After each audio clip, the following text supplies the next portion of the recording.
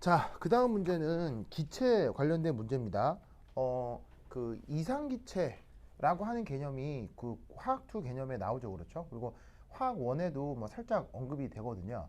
그래서 기체와 관련해서는 여러모로 입시에서 잘 나오는데 그 중에서 그 실제 기체라고 하는 개념도 같이 알아두시면 좋아요. 그래서 서울대에서나 그리고 뭐 당장 여러분들은 뭐 바로 관계는 아니겠지만 카이스트 같은 데서도 이 실제 기체는 상당히 자주 나오는 부분이니까 조금 알아두실 필요가 있을 것 같습니다. 자, 그럼 이제 이게 어떻게 되느냐 보지. 자, 우선 거기 26번에 1번 거기 보시면 첫 번째 나오는 문제가 바로 이겁니다.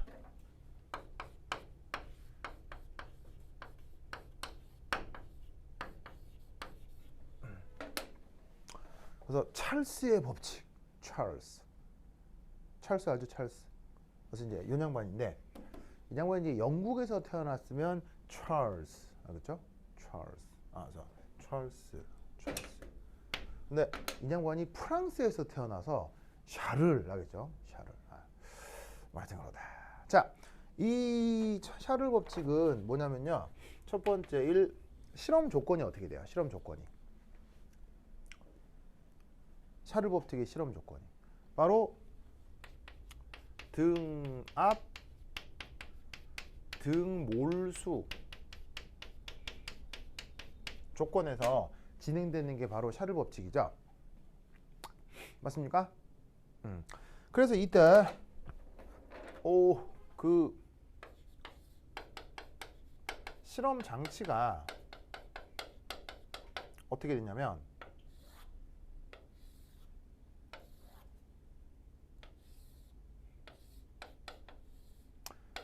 짜잔. 자, PEX라고 쓰고 이게 이제 외부 압력이겠죠. 그걸 일정하게 유지를 한 상태에서 내부에 어떤 기체의 몰수도 일정합니다. 이때 이 녀석의 V1 처음 부피 그리고 이때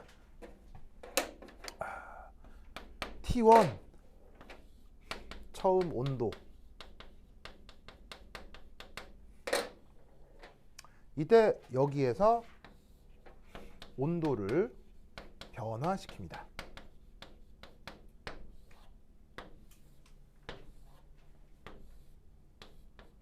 그랬더니 동일한 외부 압력 조건에서 온도가 T2가 되었고 부피는 V2가 되었습니다. 이럴 때 여기 나와 있는 V1, V2, T1, T2 사이의 관계 그걸 뭐라고 부른다? 샤를 법칙이라고 한다 이런 말이죠. 아시겠죠? 그러면 그때 실험 결과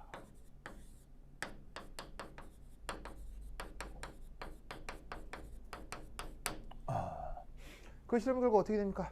이거는 사실 하이탑 화학책에도 나오고 그 다음에 좀 똘똘한 뭐 똘똘하다기보다는 관심 있는 학생들 같은 경우는 중학교 때 배우기도 하는 내용이기도 하죠.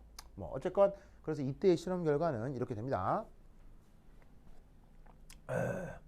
이야. 그래서 X축이 온도. 자, 셀시우스 온도 도시 기준이라고 하고 그 다음에 Y축. 아니 이게 삐뚤음하냐?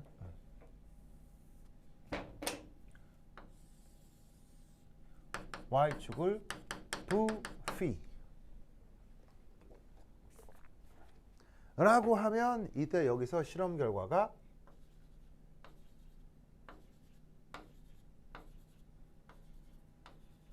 뭐 이런 식의 실험 결과가 나타나는 겁니다. 그래서 실험은 어떻게 한 거냐? 어떤 온도에서 어떤 부피를 측정하고 또 어떤 온도에서 어떤 부피를 측정한 거예요. 그래서 어떤 온도에서 부피 측정하고 어떤 온도에서 부피 측정하고 한 실험 데이터를 요래 이런 식으로 이제 도시를 한 거죠. 이럴 때 여기서 통계 처리를 해가지고는 그렇다면 말이야 이때 이렇게 정해놓은 x축과 이렇게 정해놓은 y축 사이에 maybe 이옆 여기서 이옆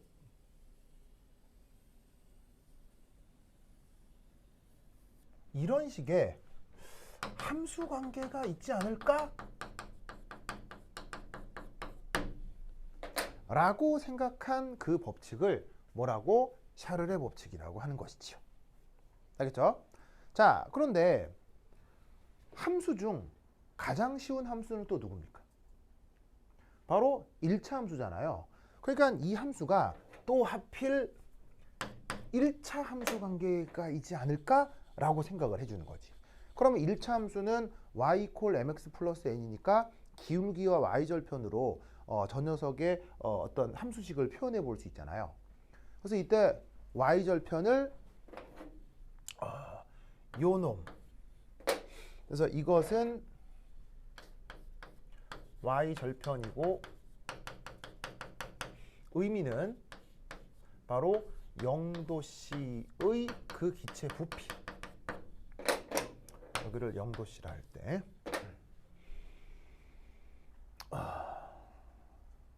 그리고 이때 이 녀석의 기울기를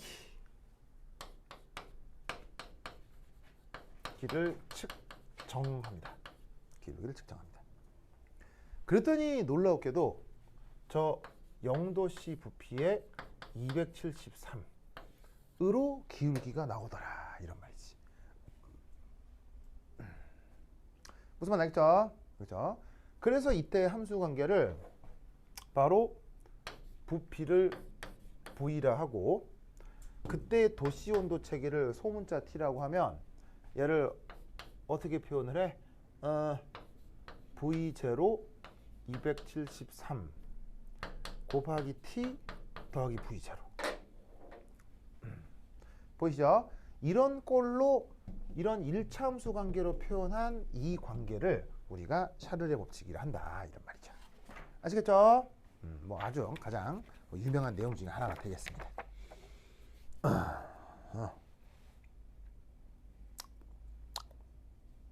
좋아.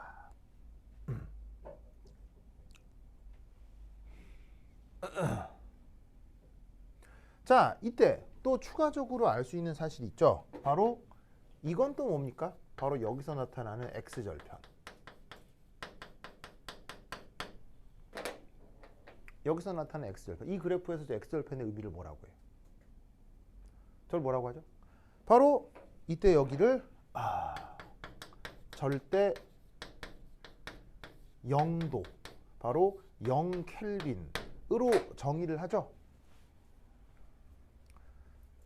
그죠? 기억하시죠? 그래서 어떻게 했냐면 부피만 그러니까 온도만 낮추었을 뿐인데 기체의 부피를 0으로 만들 수 있다라고 가정하는 그 온도를 바로 저 그래프에서의 x절편 절대 0도라고 정하는 거예요. 그리고 실험을 통해 이 x절편의 크기가 이 절대 0도가 대략 어느 정도? 마이너스 273도C. 알겠죠? 이 정도에 해당한다는 결과가 나오죠. 그래서 마이너스 273도씨를 0켈빈이라고 잡고 자연과학에서 사용하는 기본 온도 체계로 쓰는 거지. 아시겠죠? 그래서 이 아이디어가 있으면 뭐 금세 풀 수 있는 문제예요. 그래서 풀 수 있어요. 그래서 이제 이걸 가지고 보면 그래서 보시면은 이것과 관련된 실험을 한 사람이 게일 이시학인데 0도씨에서 100도씨로 온도를 상승시키자 공기, 수소, 질소 상관없이 부피가 37.5% 증가했다. 자, 그럼 이게 뭐냐면 그래프상에서 이렇게 해주면 되지. 0도씨 여기 있고 그다음 이제 원래 이제 기본 원리가 이건데 이것을 이해한 상태에서 문제에 언급하고 있는 정보를 여기에 적용을 해볼 수가 있냐는 거죠. 그럼 여기 0도씨고 뭐 만약 예를 들어서 뭐 여기가 100도씨를 하자. 100도씨를 하자. 그럼 이때 여기의 부피가 뭐라고 되어 있었냐면 문제에 뭐라고 되어 있냐? 문제 몇 프로 증가했다고? 37.5% 증가한다고 되어 있지. 맞아요? 37.5%? 자, 그러면 편의상 간단한 계산을 해보자. 37.5%는 그럼 이거 100분의 37.5 맞나요?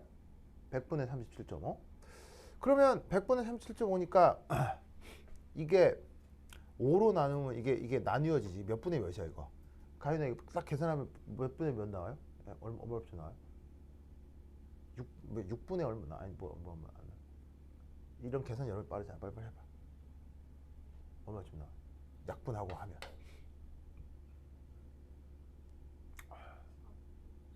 얼마쯤 나와? 3분의 2 얼마야? 얼마나? 4분의 1.5야? 4분의 1.5야? 뭐 계산도 못해. 진짜. 4분의 1.5 맞아? 8분의 3이에요? 8분의 3? 대단한데? 대단한데? 그래? 8분의 3이래요? 8분의 3. 8분의 3. 좋습니다. 좋아요. 좋아. 우리 오빠 이름이 무슨 겸? 현겸? 현겸이. 알겠습니다. 여기 어쩌요? 여기 계산도 잘하고. 경아 화났어요? 미안해요. 내가 일부러 그런 거 아닌데 화내지 마세요. 자, 어쨌건 바로 8분의 3. 그러면 37.5%가 8분의 3이니까 여기 부피가 V0로 갈 때 여기 부피는 얼마인 거야? 요것에 8분의 3만큼을 더 더해주면 되는 거 아니야? 그럼 여기다가 8분의 3을 더 더하면 여기 부피는 8분의 11 V0겠지. 맞나요? 8분의 11 V0 맞아요? 맞죠? 맞죠? 맞죠? 자, 그럼 이 그래프에서 이 문제의 경우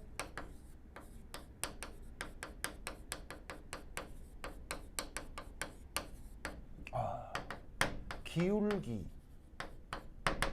어떻게 구하시면 되냐면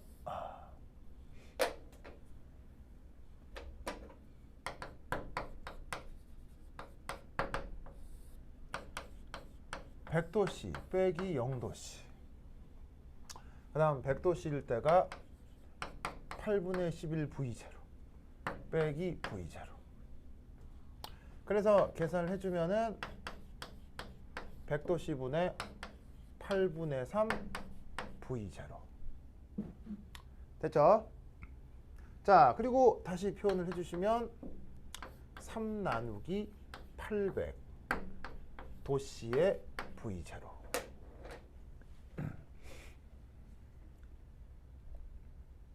됐습니까? 그러면 이 경우 Y절편은 여전히 V0일 거고요. 이럴 때 이 녀석의 1차 함수 관계를 알려진 바에 의하면 273인데 지금 그 273을 지금의 문제에서는 3분의 800으로 두라 이런 거지. 무슨 말인지 알겠죠? 실제로 3분의 800 하면 273 근처 나올걸요? 뭐 266.666 이 정도 나오지 않아요? 그렇죠? 뭐 하여튼 그렇게 풀라는 거죠. 자, 그러면 이제 그 1차 함수 관계를 어떻게 이 경우 V는 기울기가 V0에 800 나누기 3도씨 온도 T 곱하기 V0 이거 아니요. 맞습니까? 맞죠? 그런데 이때 이 경우에서 Y절편을 구해라.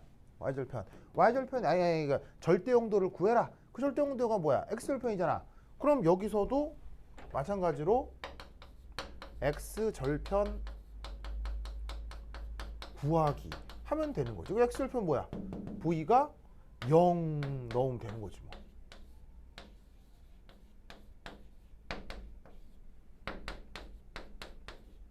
그러면 이때 간단히 계산을 해주면 이때의 온도 T가 마이너스 3분의 800도씨 대략 바꾸면 마이너스 267도씨 뭐 이 정도로 나오게 될 거다 이런 말이에요. 아시겠죠? 그래서 우리가 기존 알고 있는 데이터는 이건데 만약 실험 데이터가 이랬다면 그때 절대 온도를 어떻게 구하겠느냐는 간단한 더하기 빼기 문제가 되겠습니다. 그래서 샤를 법칙을 이해하고 나와 있는 데이터만 조합하면 뭐 금세 알 수 있는 문제죠. 그래서 내가 볼 때 1번은 그냥 빵점 방지용이 아니었나 싶어요. 알겠죠? 가면 알겠죠? 됐죠? 자, 나 적었어요? 자, 그 다음에 규화? 근데 화미 아니, 우리 괴정고 다니는 화미 주하. 그렇군. 왜 그거 여러분 그거 알아요? 왜 그 오버 트레이닝이라고 하죠. 오버 트레이닝 훈련을 너무 심하게 하는 거. 그러면 운동 선수들 같은 경우 오버 트레이닝을 하게 되면 오히려 실력이 느려요. 실력이 줄어요. 실력이 줄어가지고 막 근육량도 줄고 몸도 아프고 막 하는 그런 오버 트레이닝.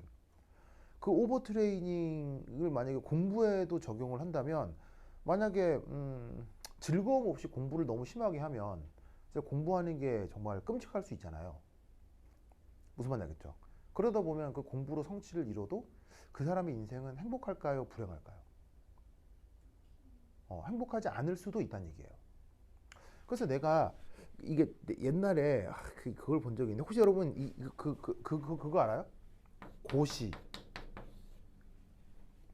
요즘 이건 없어졌죠. 혹시 이 중에 가장 유명한 시험이 사법고시. 옛날에 사법고시 패스하면 뭐 됐어요? 뭐 판사, 뭐 검사, 변호사 뭐 이렇게 되는 시험이 사법고시잖아요. 근데 이 시험이 쉬워요, 어려워요? 이 시험이 쉬워요. 시험이 쉬워요. 왠지 아세요? 이 시험이 쉬워요. 그렇게 어렵지가 않아요. 왠지 아세요? 이 시험은 학력 제한이 없어요. 여러분 수능은 누구만 볼 수 있죠? 수능은 고졸 이상만 볼 수 있죠. 고졸 자격증이 있어야 수능을 볼 수 있죠. 근데 사법고시는 그 학력 제한이 없어요. 학력 제한이 없기 때문에 초등학교를 안 나와도 칠 수 있는 시험이에요. 무슨 말인지 알겠어요? 그러면 국가에서 수행하는 국가고시 중 학력 제한이 없는 또 다른 국가고시가 뭐가 있어요? 그게 운전면허 시험이죠. 운전면허 시험 학력 있어야 돼요? 없죠. 그리고 운전면허 시험도 국가고시거든요. 그러면 운전면허 시험을 보고 우리가 어렵다고 해요? 무슨 말인지 알겠죠? 즉 사법고시는 난이도가 운전면허 시험이랑 같은 거예요. 이렇게 생각 안 해봤죠? 뭐가 놀리게? 이거 무슨 말이냐면 기초 지식이 없어도 되는 시험이라니까요. 기초 학력 제한이 없어요. 기초 학력 제한이 왜 없겠어요? 그래도 되니까 그런 거예요. 예를 들면 의사 면허 시험 무슨 자격이 있어야 돼요? 의사 면허 시험을 받으려면 의대 졸업을 해야 돼요. 알겠어요? 그래야 의대 자격 시험을 주는 거예요. 뭔 말인지 알겠죠? 그러면 사법고시나 이런 것도 학력 제한이 없다는 거는 내용적으로 쉬운 시험이에요. 그래서 우리는 착각하는 게 뭐냐면 저 시험을 합격하면 똘똘할 거라고 생각하죠. 절대 그렇지 않아요. 저 시험에 합격했어도 바보 같은 사람들 굉장히 많아요. 즉 수준 미달, 인간적으로 수준 미달이고 지적으로 수준 미달인데도 저 시험에 합격할 수 있다니까요. 운전면허랑 똑같은 거예요. 여러분 운전면허 합격하면 지적으로 우수한 사람이에요? 아니잖아요. 그럼 저거 합격하면 지적으로 우수한 사람이에요? 근데 대학을 합격하면 지적으로 고교 과정 이상은 이수한 거 아니에요? 내 말 맞아요, 틀려요? 논리적으로 이상한 게 아니고 이게 논리죠. 그런데 왜 저 시험에 목을 매느냐? 너무 쉬운 시험인데 너무 많은 사람이 지원해서 그런 거예요. 뭔 말인지 알겠어요? 만약에 어려운 시험이면 많은 사람이 지원해도 실력에 따라서 성적이 나올 거 아니에요. 근데 쉬운 시험이라서 많은 사람이 지원할 경우 1등하고 2등, 3등이 어떻게 나뉘어지겠어요? 그날의 컨디션, 그날의 운, 이게 큰 영향을 주는 거예요. 내용적으로 쉬운 시험이라서. 그러다 보니까 저걸 떨어졌다고 해서 인간적으로 미숙한 사람도 아니고요. 저걸 합격했다고 해서 지적으로 우수한 사람도 아닌 게 되는 거예요. 근데 우리는 저걸 합격하게 되면 되게 똑똑한 사람이라고 착각하죠. 거기서 우리 사회에 아주 큰 문제가 발생하는데, 그래서 내가 봤던 어떤 다큐멘터리에서 정말 끔찍한 장면을 봤어요. 끔찍한 장면. 다큐멘터리, 혹시 이 다큐멘터리 알아요? 다큐 3일? KBS에서 하는 유명한 다큐인데, 대한민국의 이 사법 고시가 가장 많이 있었던 고시촌이 어디예요? 바로 신림동이죠. 신림동 고시촌 알아요? 이 서울대 뒤쪽인데, 여기가 예전에 사법고시가 있었을 때 많은 수험생들이 모여서 공부하던 곳이에요. 그럼 여기서 사람들이 모여서 이 별것도 아닌 시험에 합격을 위해서 서로서로 경쟁을 하면서 서로서로 말도 안 되는 걸로 막 토론을 해가면서 이제 시험 준비를 하고 있을 거 아니에요. 그러면 이게 약간의 실수로 누구는 합격하고 누구는 떨어지고 이런 시험이거든요. 왜냐하면 내용이 쉽기 때문에. 그럼 이 시험을 치르는 사람은 시험 스트레스가 있겠어요, 없겠어요? 시험 스트레스가 엄청날 거 아니에요. 그러다 보니까 이 인터뷰하는 사람이 고시생을 인터뷰를 하는 거야. 또 하는데, 아유, 이렇게 고시 공부하시는 거 힘드시지 않으세요? 그러니 그 고시생 하는 말이, 아, 예, 뭐 미래를 위해서라면 이런 고생쯤은 충분히 할 수 있지요 라고 답하는 거야.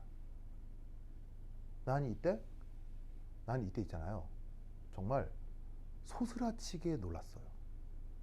너무너무 놀라서 이대로라면 우리나라의 미래가 없겠구나 라는 생각을 했어요. 왜일까요? 그럼 잘 봐. 고시촌에서 열심히 노력하는 고시생한테 인터뷰를 했어요. 고시생이, 아유, 나중에 잘 되려면 이런 고생은 사서도 해야죠 라고 누군가 얘기를 해요. 그럼 그 모습을 여러분들은 흐뭇하게 바라보고 싶어요? 아니면 나처럼 섬뜩하게 바라보고 싶어요? 나는 그때 너무너무 섬뜩했어요. 왜냐? 놀라운 건 저 가짜는 시험으로 판검사가 된다면 그 판검사는 사실 우리 사회에 아무것도 아닌 사람이에요. 우리 사회에 권력을 쥐게 되는 거예요. 권력을 쥐게 되는 거죠. 근데 권력을 쥐는 사람이 막 힘들고 괴롭게 지금의 이 괴로움을 이겨가면서 공부를 하는 거예요. 그럼 만약에 그게 공부하는 과정에 트라우마로 남았다면, 그 트라우마를 극복하고 그 권력을 쥐었다면 이 인간은 나중에 어떤 인간이 될 수도 있을까요? 자, 다시 한번 얘기하면 판검사 합격했어요. 하지만 지적 수준은 낮아요. 학력도 낮아요. 배운 것도 없어요. 하지만 저건 어떻게 합격을 했어요. 근데 그간의 공부 과정이 너무 지옥 같았어요. 그리고 드디어 합격을 했는데 권력을 잡았어요. 경찰 조인트 깔 수 있고요. 기자들 불러다가 내가 원하는 대로 기사 쓰게 할 수 있어요. 무슨 말인지 알겠어요? 그런 권력을 가졌어요. 그러면 이 사람은 뭘 할 수도 있을 것 같아요? 바로 그간의 공부에 대한 보상을 받으려고 하겠죠. 그게 만약에 그 사람에게 있어서 고통이었다면, 그럼 그 권력을 가지고 옳게 쓰는 게 아니라 자기 인생의 보상을 위해서 그 권력을 쓴다면 우리 사회는 어떻게 될까요? 너무너무 끔찍한 거야. 난 그게 보이더라고. 근데 그 사법고시 통과해가지고 네. 판검사 된 사람들 중에 음. 높이 올라가려면 그 정도 권력을 가지려면 라인을 타야 된다고 하던데. 근데 그리고 또 그 안에는 내부 정치가 있겠죠. 하지만 그 내부 정치까지 우리가 알 건 아니고요. 그리고 그 내부 정치까지는 사실은 그 내부 정치도 사실은 제가 또 아는 얘기도 많습니다. 얘기해 드리면 5시간, 6시간 얘기해 드릴 수도 있는데 그게 중요한 건 아니죠. 근데 어쨌건 공부를 하는 과정에 그게 트라우마가 돼버리면 그게 너무 가슴 아픈데, 여러분들도 그런 상태에 빠지지 않았으면 좋겠어요. 알겠죠? 네, 그래서 즐거운 마음으로 남아있는 기간 즐거운 마음으로 공부를 해주세요. 알겠죠? 네, 하여튼 그렇다. 갑자기 주화하니까 그 생각이 났어요. 제가 트라우마 있었어요. 아니, 그게 아니고요. 무공 연습하다가 오버 트레이닝 한 상태를 뭐라고 해요? 막 장풍 막 하다가 오버 트레이닝 됐을 때 뭐라고 해요? 그때를 주화 임마라고 하거든요. 미안해요. 자, 미안해요. 그때는 주화 임마인데 저 주하가 나오죠. 자 미안해요. 자 봅시다. 자 가자. 자 됐죠. 지운다. 지운다. 아 좋아요. 화났어요? 아, 미안해요. 미안해요. 자 지운다. 자 봅시다. 자 네. 그래요. 네. 도저히. 자, 두 번째는 거기 이제 어떤 말이 나오냐면 이런 말이 나오네요. 두 번째 이는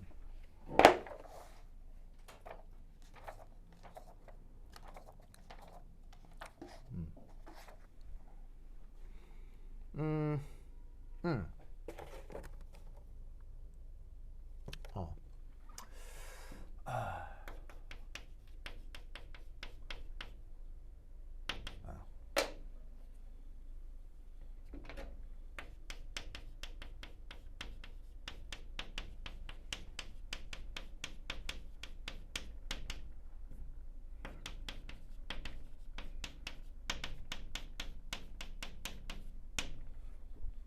자, 이걸 한번 살펴보도록 합시다. 우선 첫 번째는 바로 요 수식이죠. 맞나요?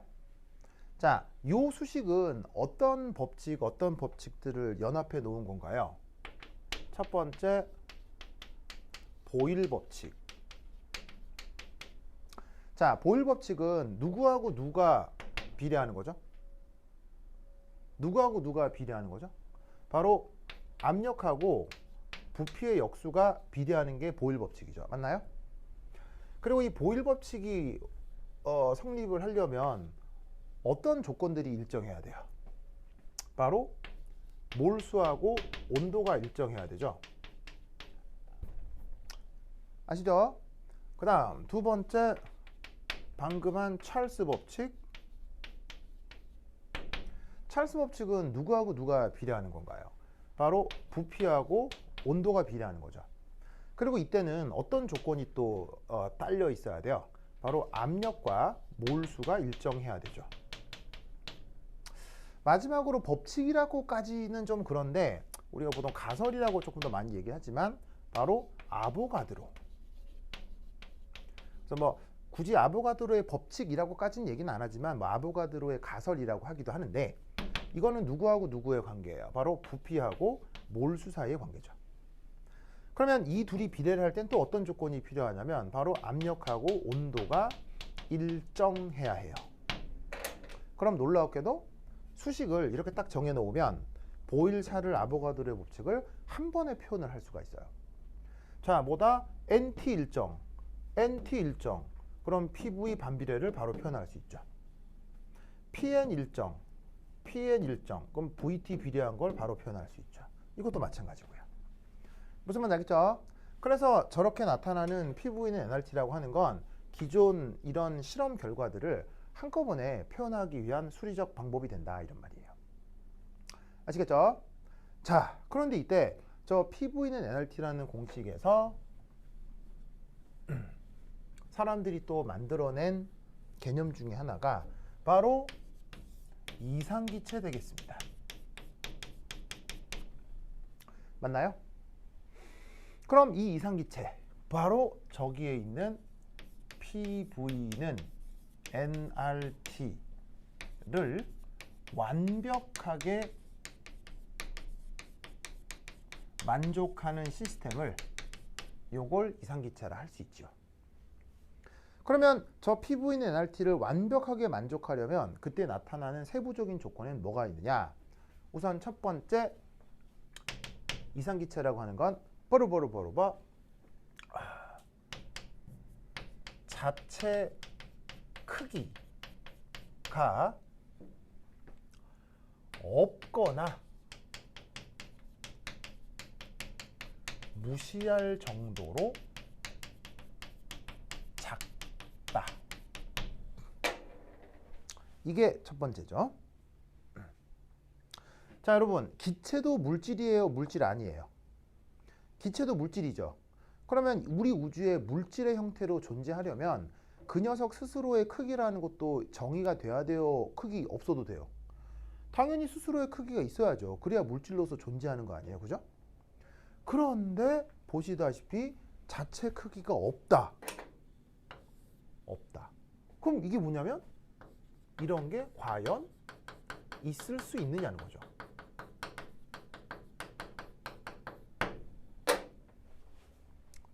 그런데 그렇게 정의된 게 바로 이상기체입니다. 알겠죠? 그래서 이제 너무 크기가 없다고 하면 좀 뻘쭘하니까 그래서 물리학에서는 어떻게 얘기하기도 하냐면 이렇게 얘기하기도 하는 거예요. 이게 없다고는 하긴 좀 부끄러우니까 뭐 무시할 정도다 뭐 이렇게 표현을 하는 거죠. 그래서 스스로 그 물질의 크기를 거의 생각하지 않는 그런 시스템이 우선 첫 번째 이상기체고요. 두 번째는 바로 이상기체는 이겁니다. 아유 말이 생각이 나네. 두 번째 이거야. 분자 간 인력과 청력이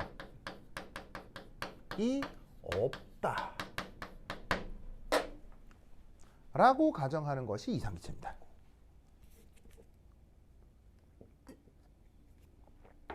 자, 여러분, 인력이라고 하는 건 입자끼리 끌어들이는 힘이고요. 청력은 밀어내는 힘이죠. 맞죠? 그런 말은 알죠? 자, 그런데 우리가 살아가는 일상생활 속에서 대부분의 입자들은 인력과 청력이 있습니까? 없습니까? 인력과 청력이 항상 있죠. 무슨 뜻인지 알겠죠? 인력 청력이 없는 시스템은 거의 존재하지 않아요. 무조건 있어야겠죠? 그런데 그 인력 청력이 없다라고 가정하는 거예요. 그래야 수학적으로 표현하기가 편하기 때문인 거죠. 그러면 여러분 입자 사이에 인력과 청력이 없다면 저 이상기체는 무슨 에너지가 나타나지 않을까요? 무슨 에너지가 나타나지 않을까요?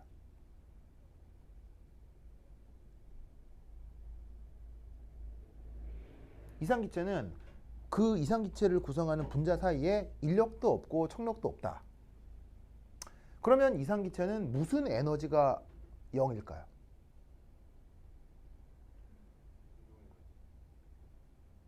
뭐라고? 크게. 운동 에너지요. 운동 에너지일까요? 바로 봐.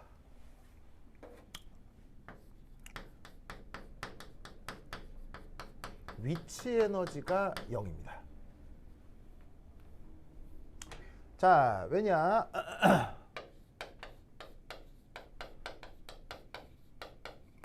위치 에너지 정의가 뭐예요?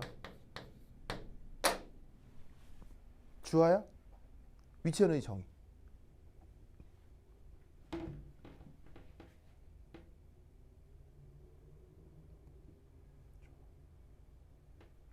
겸하? 무슨 겸했다? 겸상? 아니, 하겸. 하겸? 환겸. 아니, 뭐였죠? 현겸. 현겸아. 위치 에너지 정의?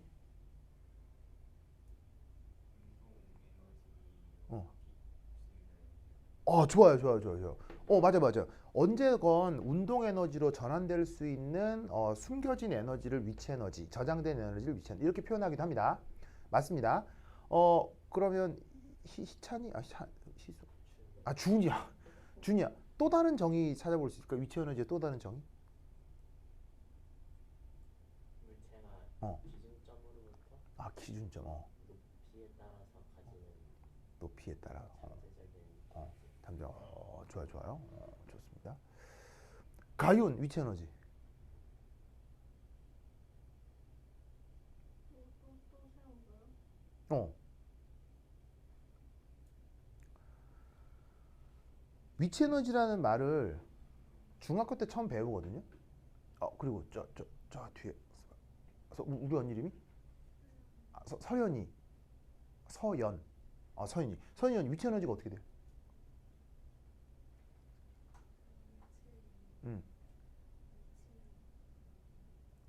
좋아요. 위치로부터.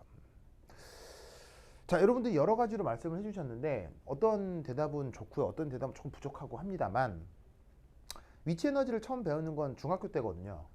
즉 중학교 때부터 위치 에너지라는 말을 배우기 때문에 위치 에너지 하는데 그 위치 에너지가 정작 뭐냐고 물으면 명확하게 대답하지 못하는 경우가 많아서 조금 애석합니다. 근데 내가 이런 걸 왜 자꾸 얘기하냐면 저번 시간에도 얘기했죠.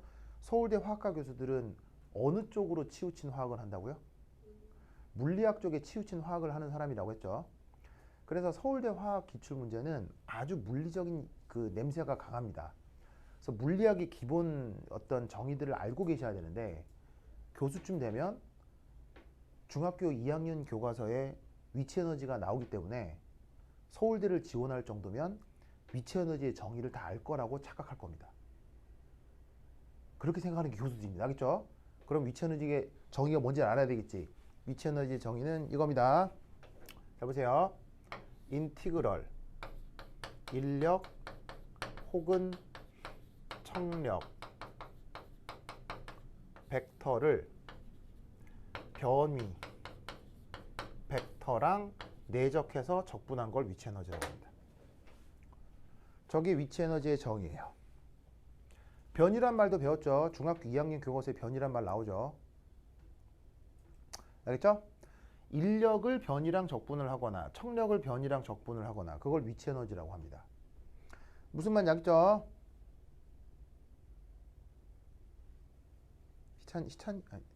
승희 준이 준이 알겠죠? 그럼 잘 보세요. 인력하고 청력이 뭐하다고요? 인력하고 청력이 뭐하다고? 없다며. 그러면 적분을 하는데 적분 알맹이가 뭐라는 얘기예요? 0. 0 적분하면 뭐예요? 0. 알겠죠?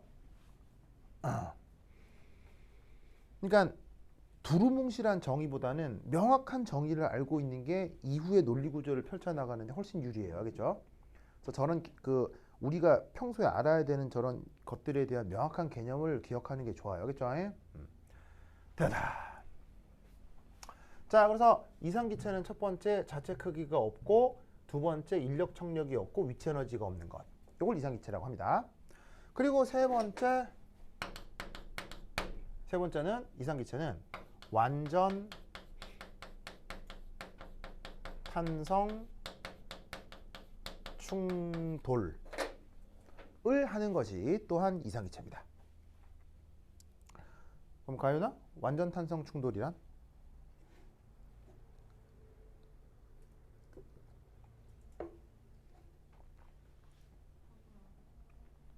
완전 탄성.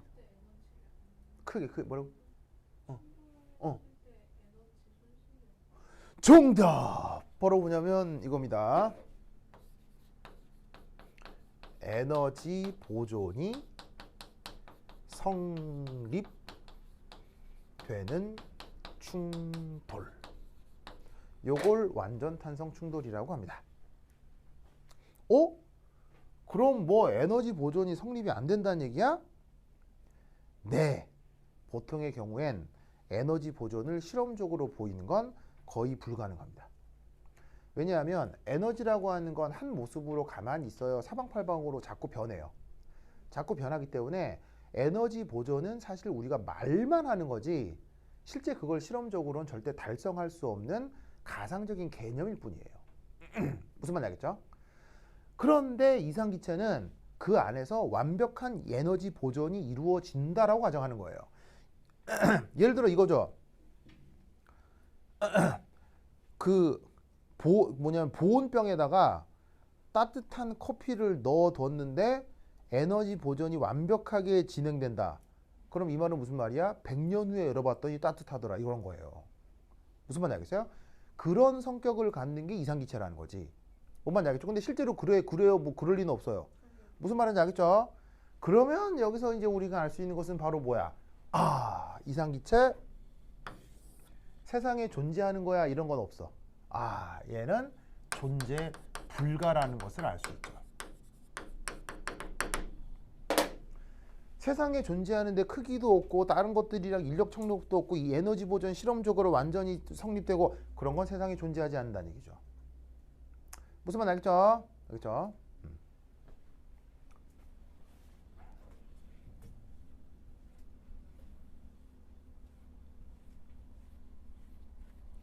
그렇다면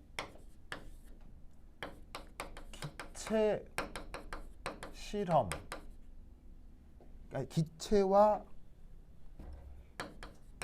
관련된 모든 실험 데이터는,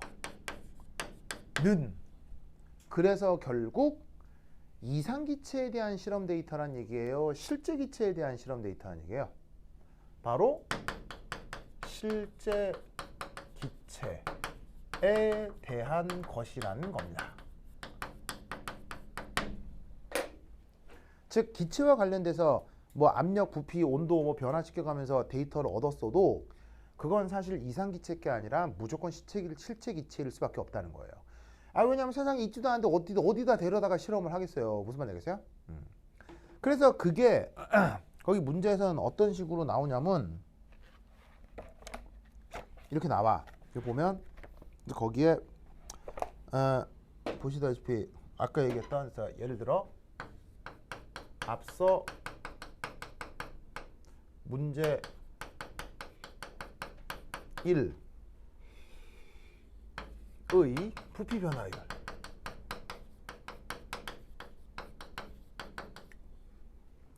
자 그게 이제 어딨냐면 예를 들어 공기 실험했더니 뭐 36.6%, 그 다음에 수소 했더니 36.56%, 그 다음에 이산화탄소니까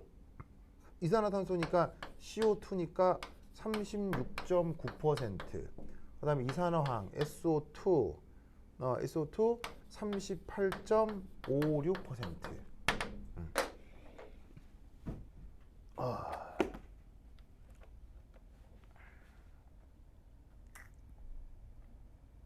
보이시죠?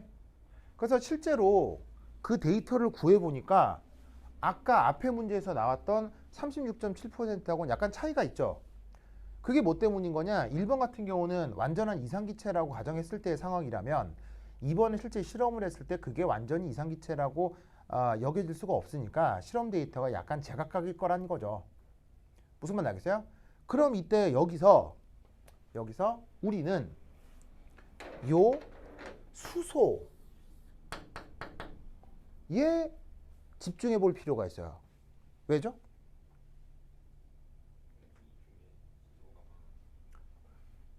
다시 뭐라고요? 공기 중에 수소가 많다고요? 그럼 예를 들어서 캠프파이어 하다가 막 수소폭탄 터지고 뭐 하다가 캠프파이어 하다가 갑자기 공기 중에 수소 터져가지고 막 사람들 막 5만 명 죽고 막 이러겠네?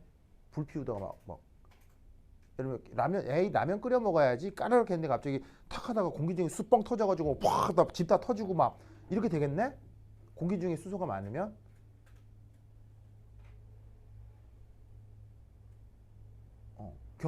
그렇게 되는 거죠.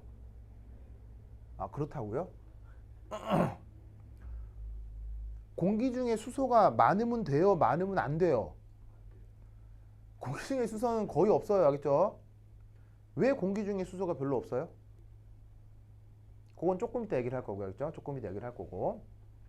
자, 공기 중에는 수소의 양만 치자면 수소의 양은 굉장히 적죠. 하지만 지금 이 실험에서는 수소에 집중할 필요가 있는데 뭐 때문이죠? 바로 수소가 제시된 것들 중에는 첫 번째 분자의 크기가 가장 클까요? 가장 작을까요? 여기에 있는 공기나 CO2나 SO2에 비해서 수소의 크기가 가장 클까요? 가장 작을까요? 가장 작을 거 아니에요. 전 우주에 존재하는 원소 중에 제일 작은 원소가 수소인데 딸랑 그 두 개 H2로 돼 있는 원소 분자니까 전 세계 전 우주에 존재하는 모든 분자 중 제일 작을 거 아니에요. 무슨 말 알겠어요? 그리고 이때 이 수소는 두 번째 분자 간 인력 어떻게 되겠어요? 인력. 분자 간 인력이 나와 있는 것들 중에서 가장 뭐 할까요? 분자 간 인력이 가장 작겠죠. 왜일까요? 왜 수소는 공기나 CO2나 SO2에 비해서 분자간 인력이 가장 작을까요? 이건 화학투 교과서에 나오거든요.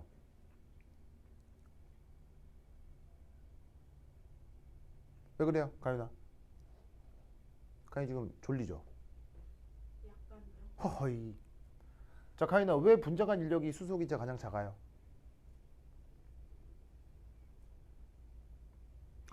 바로 봐. 분자량이요, 분자량. 그래서 분산력이요. 이게 가장 작기 때문이에요. 분산력 언제 커지고 언제 작아요? 분자량 작을 때 분산량 작잖아요. 분자량 크면 분산력 커지고. 나와 있는 애들 중에 분자량 제일 작은 애가 누구예요? 수소잖아요. 그러니까 수소에서 분산력이 제일 작으니까 다른 애들에 비해서 분자간 인력이 제일 작다라고 볼 수 있겠죠. 무슨 말 알겠어요? 그러면 지금 왜 분자의 크기가 가장 작다, 분자간 인력이 가장 작다 이런 얘기 왜 하겠어요? 이런 얘기 왜 하겠어요? 어떤 조건하고 비슷해요? 이런 조건이랑 비슷해지잖아요. 무슨 말 알겠어요? 그래서 어떻게 되냐면 바로 수소의 데이터가 이상기체에 가장 가까울 것이다 라고 예상을 해볼 수가 있는 거죠. 그래서 나와 있는 대상들 중에서 뭐 수소를 가지고 실험을 해서 그 데이터가 이상기체와 비슷할 것이다 라고 조건을 할 것이라고 가정을 해볼 수 있다 이런 말이에요. 무슨 말 알겠죠? 그 내용을 써보라는 게 이 문제입니다. 무슨 말 알겠죠? 그죠? 여기까지가 이제 서울대 내부 답안에는 이렇게까지만 돼 있습니다. 내가 볼 때는 저 답안은 조금 부족해요. 저거 말고 조금 더 필요한 조건이 있는데 그거는 어떤 내용이 있을까? 부터 한 10분 쉬었다 하도록 하겠습니다. 화장실 갔다 오세요.